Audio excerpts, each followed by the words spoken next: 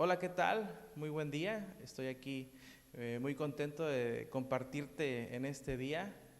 Yo creo que va a ser de bendición, así como lo fue conmigo cuando estaba yo estudiando esta plática. Espero que Dios nos hable aún más. Tú que estás ahí en esa tableta, en el celular, en la televisión, en la computadora, donde quiera que esté, en cualquier dispositivo, anhelo que sea nuestro Dios que nos hable. Y mira, yo te animo que tú escribas el título de esta plática que te quiero compartir. Es Jesús y la vida que Él nos ofrece. Nuestro Jesús, nuestro Maestro, nuestro Salvador siempre está anhelando de nosotros. Y es que a veces nosotros o no llegamos, o no queremos, o no queríamos, y cuando llegamos, simple y sencillamente nos damos cuenta que es lo mejor.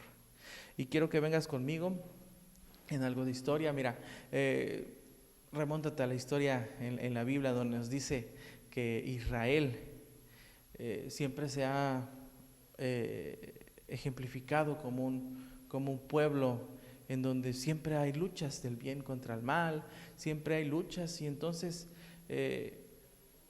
nuestro Salvador nació ahí. No creo que habrá sido casualidad, sino que siempre es algo que Dios tiene planeado para la humanidad y para cada uno de nosotros.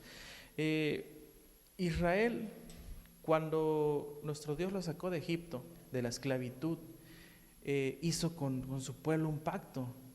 Quiero que me acompañes por favor a Éxodo 19:5, y dice así: ahora pues, si diereis oído a mi voz y guardaréis mi pacto, vosotros seréis mi especial tesoro sobre todos los pueblos, porque mía es toda la gloria. Jeremías 7:23 dice así: mas esto les mandé diciendo, escuchad mi voz, y seré a vosotros por Dios, y vosotros me seréis por pueblo. Y andad en todo camino que os mande. Andad en todo camino que os mande, para que os vaya bien. ¿Y quién no quiere que nos vaya bien a cada uno de nosotros? Por eso lo repetí ahí. Dios, por eso es un Dios de pactos, porque dice, nos va a ir bien siempre y cuando andemos por el camino que nos mande. El pueblo de Israel, cuando Dios lo sacó de la esclavitud de Egipto, escuchó el pacto, que era básicamente resumido, era eso: mientras tú me obedezcas, yo voy a ser tu Dios y te voy a prosperar, vas a tener abundancia. Pero si no, si desobedeces, va a haber peste, va a haber hambruna, e incluso va a venir pueblos de diferentes lugares a querer sacarte de este lugar, van a querer ocupar tu espacio. Y eso es lo que pasó. Había conflictos en aquella Israel. Entonces dijo Dios: voy a mandar a un pastor a ser rey. Y cuando tú escuchas eso, yo creo que estás pensando en el mismo varón que yo, un varón ungido, un varón que designó nuestro Dios para que sea rey de Israel y diera algo, un cambio a esos conflictos que había en esa tierra. Y así fue cuando el rey David ocupó el trono que Dios le había dado. Hubo un cambio. ¿Por qué? Porque David entendía muchos principios. Tenía celo por Dios. Una de las cosas que hizo fue echar fuera los filisteos y hacer guerras, pero no tanto de maldad, sino porque así Dios lo respaldaba, y porque aquellos pueblos tenían dioses falsos, tenían dioses hechos de piedra. Y entonces fue cuando David los echó fuera. Y aparte de eso, aprovechando lógicamente que él era el rey, lo que hizo ese pueblo era ser un pueblo adorador. Instituyó la adoración como algo importante, esencial, principal en Israel. Y entonces vimos y vieron en aquel tiempo el florecimiento de Israel, porque recuperaron lo que Dios les había dado, ese pacto, ese obedecer. Y entonces incluso dicen los historiadores que 10 veces aumentó el territorio de Israel, y vieron una época, una etapa dorada en el tiempo de Israel. Y así sucedió. Desafortunadamente pasaron cosas, Aún así ese rey David, que hasta hoy sigue siendo famoso, sigue siendo recordado, no solo por la Biblia, sino que hombres en Israel pues, simplemente dicen que fue el mejor rey. Aún así ese hombre ungido, ese hombre que buscaba de Dios, pues desafortunadamente pecó, desafortunadamente cayó en la tentación. A lo mejor él no cayó en la tentación de arrogancia, de todo el poder que tenía, de las riquezas que tenía, pero algo lo hizo caer, algo lo hizo caer. Y desafortunadamente cuando algo pasa así, trae consecuencias, dice la palabra, que el pago de la muerte pues es pecado, todo lo que segamos cosechamos. Y entonces eso no lo salvó de tiempo después de sentirse mal. Incluso tú bien sabes que hubo unos salmos que él escribió cuando se sentía, ¿va? Lo escuchábamos en una predicación no muy lejana de nuestro pastor, que él lo que dice un salmo que no me quites tu presencia, dice David, ¿va? Porque él sentía terror, sentía que todo el mundo se le venía encima tan solo si le faltara la presencia de Dios. Pero aquel día que sucedió esto, cuando David pecó, vino arrepentimiento. Y aún así, hoy conocemos la película completa de David y es un gran hombre, un hombre de Dios realmente. Y después de David, las generaciones que tuvo después, desafortunadamente no tardaron mucho. Y fue cuando las generaciones venideras del rey David ya se empezaban a caer en lo espiritual. Empezaban de nuevo a adoptar idolatría de otros mundos, no de otros mundos, perdón, de otros pueblos. Y otra vez se vino lo espiritual abajo. Y al fallar en lo espiritual, lo material es evidente que va a venir abajo también. Y es lo que pasó. Dice Isaías, él profetizaba Isaías profetizó la aflicción que sufrirían los judíos por causa de sus infieles pastores, pero también de un nuevo reino bajo el liderazgo de un fiel descendiente de David. Isaías 32, acompáñame por favor ahí. Isaías 32.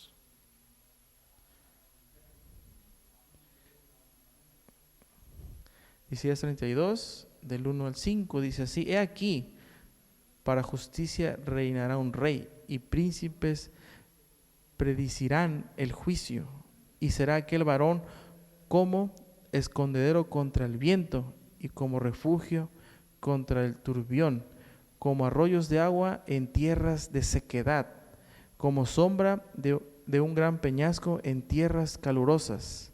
No se ofuscarán entonces los ojos de los que ven, y los oídos de los que oirán atentos. Y el corazón de los necios se entenderá para saber, y la lengua de los tartamudos hablarán rápido y claramente. Y el ruin nunca más será llamado generoso, ni el tramposo será llamado espléndido. Dios tenía en mente un nuevo pacto, respetando también el pacto anterior, o fundamentándonos con el pacto anterior. Tenía un nuevo pacto para nosotros, se basaría en el antiguo. Dios tenía a nosotros ese líder que hoy conocemos como Jesús. Jesús, cuando empezó su ministerio, dice en la palabra que fue al desierto. Y quiero que me acompañes a Mateo 4:1. Mateo 4:1. Dice así: Entonces Jesús fue llevado por el Espíritu al desierto para ser tentado por el diablo. Ah, caray. ¿Quién quiere ser tentado por el diablo? Sabiendo que si uno acaricia esa tentación, lo más probable es que caiga o que peque. Entonces, ¿quién quiere ser tentado? ¿Por qué dice Mateo esto? Mira, Entonces Jesús fue llevado por el Espíritu al desierto para ser tentado por el diablo. Según los estudiosos de la Biblia, la palabra tentar en ese contexto significa tratar de aprender la naturaleza o el carácter de alguien o de algo, sosteniéndolo o sometiéndolo a una prueba minuciosa y extensa. Es decir, Jesús iba al desierto, iba a ayunar 40 días, iba a afligir su cuerpo, porque bien sabemos que Jesús fue 100% Dios y también 100% hombre, para demostrarnos a nosotros que a pesar de nuestra naturaleza humana, tenemos nuestro Dios que nos da la salida a cualquier adversidad. Y Jesús dijo, lo voy a enfrentar. Prácticamente yo entiendo que decía, voy a enfrentar al enemigo en su propio terreno y lo voy a vencer. Y yo creo eso, porque acuérdate lo que te estoy compartiendo, era el liderazgo de un rey. En aquel tiempo fue el rey David, después siguió Jesús. Y dice así, Lucas 4:3, acompáñame por favor a Lucas 4:3. Dice así: entonces el diablo le dijo, si eres hijo de Dios, di a esta piedra que se convierta en pan. Era razonablemente fácil convertir esa piedra en un pan. ¿Qué lo hubiera detenido? Si Él es el rey de todo, es el que creó todo, por todas las cosas fueron creadas para Él. O sea, no había nada que podía detener a Jesús que esta piedra se convierta en pan, y se la comía. Tenía mucha hambre, mas sin embargo, Jesús no lo hizo, porque al no hacerlo nos demuestra a nosotros, en su misma condición de humano, que nadie o que nada somos sin Dios.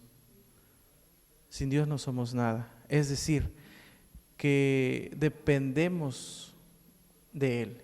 Es lo mejor que podemos hacer. Que un rey que está gobernando debe depender exclusivamente de Dios. Y eso es lo que le pasaba a las generaciones de reyes que pasaron antes, que se sentían autosuficientes, que eran idólatras. Y entonces fue cuando Dios quitó su mano de ellos, e Israel cayó después en una declive. Y Lucas 4:4 nos dice que es lo que Jesús le respondió. Dice, no solo de pan vivirá el hombre, sino de toda palabra que sale de la boca de Dios. Después Satanás vino con Mateo 4:7. Satanás lo llevó al pináculo del templo judío de Jerusalén y le decía, arrójate, dice el 4:7, no pondrás a prueba al Señor tu Dios, porque si nosotros le exigimos a Dios que nos dé pruebas de que existe, que nos dé pruebas de que Él supera todo, de que nos quite esa enfermedad, de que nos dé ese trabajo, que si nosotros le exigimos a nuestro Dios, es la manera más evidente de decir o de pensar de que Él no lo va a hacer. No le debemos exigir a nuestro Dios. Sí, lo que sí debemos hacer es tener fe de que Él lo va a hacer y esperar. El Señor tu Dios dice, el nuevo reino será uno en el cual el pueblo de Dios confiará en Él plenamente, sin reservas. Después de mostrarle también el enemigo, al pasar esta prueba a Jesús, le mostraba los reinos y todo el esplendor que tenía. ¿Y qué le dice el enemigo? Si te arrodillares y me adorares, te voy a dar todos esos reinos. Y Jesús le respondió en Mateo 4:10, dice, vete de aquí, Satanás, porque escrito está, al Señor tu Dios adorarás y solo a Él servirás. Y entonces Jesús de nuevo nos demuestra que no hay Dios excepto nuestro Dios Padre, que no hay alguien a quien más adorar que nuestro Dios y servir, dice ahí también. Y estos reyes que después fueron de David, eso es lo que hacían, adoraban sus riquezas, adoraban a otros dioses, les hacían monumentos, les hacían ídolos de piedra, dice la palabra, y fue cuando de nuevo cayó en declive el reino o el pueblo de Dios.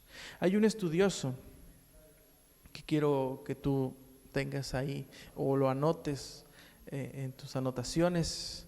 Es algo muy bueno para que nosotros pensemos en lo que Dios siempre nos trata de hablar. Dice, antes de que un rey pueda gobernar a los demás, debe probar que puede gobernarse a sí mismo. ¿Qué dice la palabra? Que nosotros debemos siempre mantenernos en alerta en las tentaciones, siempre estar en la piedra que es Cristo y resistir al diablo, ¿verdad? Y huir de la tentación. Y si nosotros estamos en fe, Él huirá de nosotros, dice la palabra. Últimamente escucho las noticias y algunos critican el gobierno, algunos de buena manera, unas críticas constructivas, otras no. Algunos he escuchado hasta desean la muerte del presidente o del gobernador. Al final de cuentas, Dios tiene el control de todo. Lo que debemos de hacer nosotros es orar por esas personas que están en el gobierno, para que Dios los guíe, para que Dios les dé esas fuerzas renovadas y que guíen al pueblo, que guíen a los gobernados. Y entonces hay muchas personas que no entienden ese principio.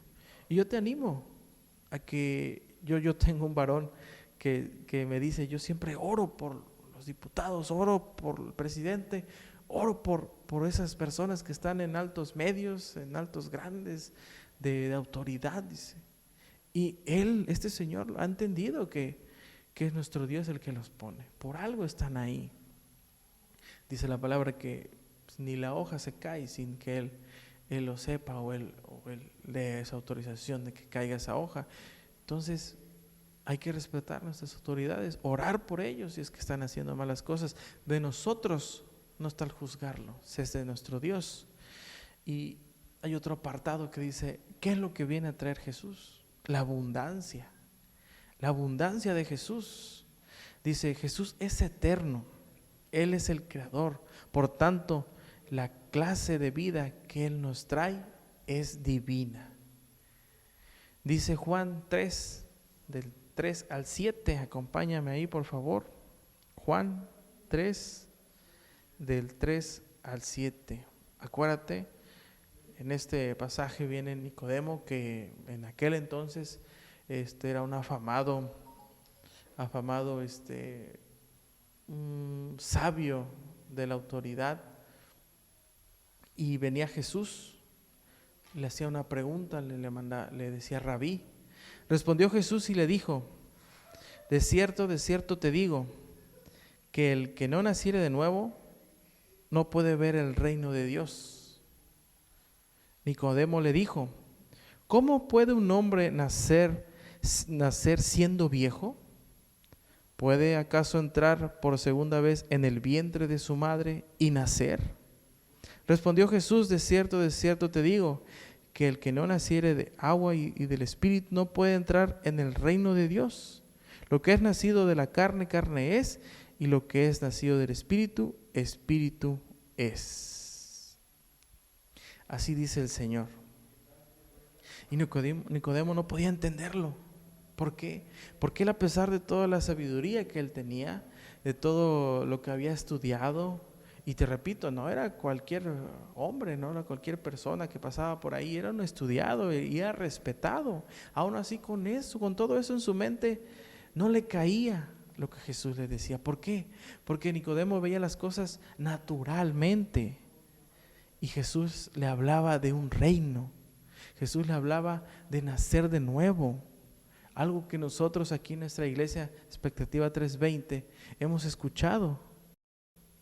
Pero hay veces se nos olvida y nacer de nuevo o nacer de arriba significa la transformación de una persona, haciéndola capaz de entrar en otro mundo y adaptarse a sus condiciones, dice el escritor.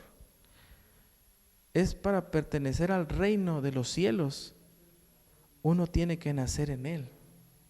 Es lo que pasa cuando uno acepta a Jesús, se arrepiente de tu corazón. Nuestro Señor nos limpia del pecado, nos cubre con la sangre gloriosa de Jesús y empezamos un proceso. Y somos enseñados de que somos hombres naturales, pero que tenemos el acceso a un reino que va más allá de lo natural, que tenemos acceso a ese reino, a esa vida que Jesús nos trae cuando lo recibimos en nuestro corazón. Esa abundancia. La abundancia de que Jesús nos ofrece es una abundancia espiritual que trasciende las circunstancias. Es la vida abundante. La abundancia en este mismo momento. Dice, la abundancia significa estar presente con sobreabundancia o en demasía. La vida abundante no solo es eterna, además esta vida es inmensa y extraordinariamente exuberante. La vida que Jesús nos ofrece, eso es. Y tenemos que, como dice aquí, nacer de nuevo. Estamos habilitados para estar en el mundo espiritual, en donde es la vida abundante. Te olvidas de muchas cosas, te olvidas del estrés, te olvidas de los miedos, de los laberintos en tu mente que te causaron unos traumas. Jesús te viene a dar eso, abundancia en vida, no solamente lo material.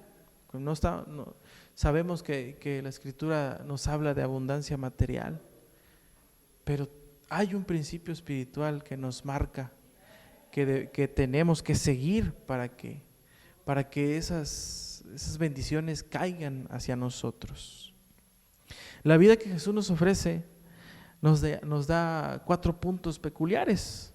La primera de ellos es, apúntala ahí por favor, elevarse. Dice así: elevarse por encima del temor, como te decía hace rato, elevarse por encima del estrés, de la ansiedad, de las culpas. Esas cosas evitan que las personas, muchas de ellas, tomen como cada día un regalo de nuestro Dios para nosotros. Viven preocupadas, viven acongojadas. Y entonces esa abundancia, esa vida, nos trae esa peculiaridad, ese punto que nos eleva más allá de las circunstancias que podemos ver, de la enfermedad que tú tienes, de la falta de empleo. Nos elevan más allá, porque depende de a quién confiamos, a quién depositamos nuestra confianza. El segundo punto sería ignorar. ¿Ignorar qué? Ignorar a las personas que siempre opinan, que siempre están ahí, pero opinan y nos critican en forma destructiva, que no te ayudan a avanzar. Tienes que ignorar ese tipo de pensamiento. El tercer punto es arriesgarse a creerle a nuestro Dios, desafiar lo que es imposible para nosotros, para Dios no lo es. Eso es arriesgarse, tomar esa fe y hacerlos nuestros. Y el último punto, ya para despedirme, es desprenderse. Los recursos llegan cuando tú le crees a Dios, cuando dice la palabra, créele a Dios, cuando dice la palabra, ve por el reino de los cielos y todo lo demás será añadido. Es cierto, lo he visto en mi vida, lo he visto en la vida de otras personas que están aquí en la iglesia. Y dice, sí, desprenderse. ¿De qué te vas a desprender? Cuando Dios viene y te bendice con cosas materiales, te bendice con dinero, con trabajo, Dios lo que busca, lo que quiere en tu corazón es que tú te desprendas de lo que Él te ha dado, porque para Él eres un mayordomo, que te conviertes en un dador, que te desprendas de lo que Él mismo te ha dado para bendecir a las otras personas. Y eso es lo que te vine yo a compartir hoy, que lo que trae la vida, lo que trae Jesús cuando nosotros lo aceptamos es abundante, es espiritual, y todo lo espiritual tiene un fundamento siempre. Todo lo material, tiene un fundamento espiritual. Y hay que creer, hay que seguir creyendo. Yo te animo y que Dios te bendiga en el nombre de Jesús.